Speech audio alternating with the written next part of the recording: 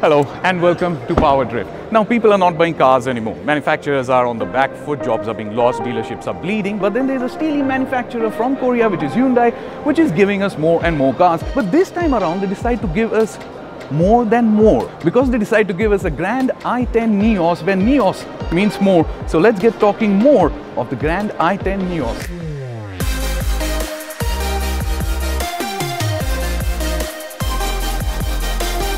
Now, Hyundai says that the Grand i10 Nios makes you feel alive.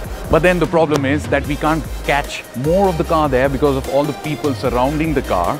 But we have more than just that way to catch the car, which would be going through this brochure so that I tell you all that the Hyundai Grand i10 Nios is.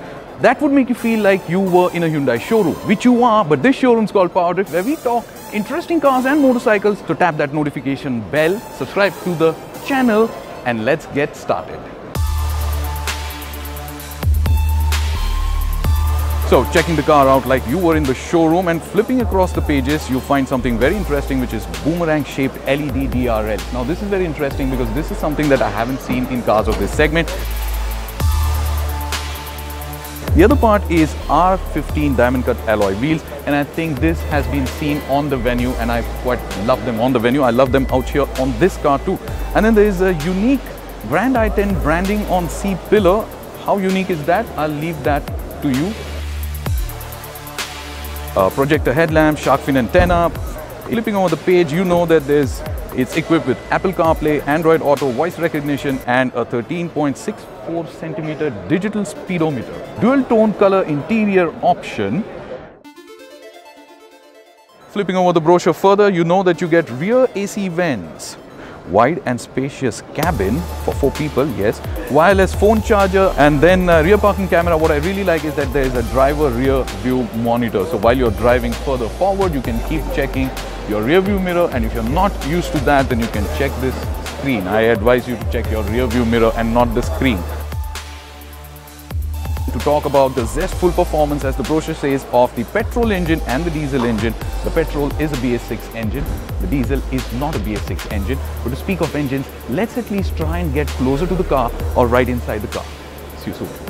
Priced between 5 lakhs to 8 lakh rupees, the Grand i10 Nios comes with automatic manual transmission, that is AMT, comes in 6 color options, gets a nice looking steering that is tilt adjustable, keyless entry, push button start, and well-built white interiors that makes Figo and Swift look outdated.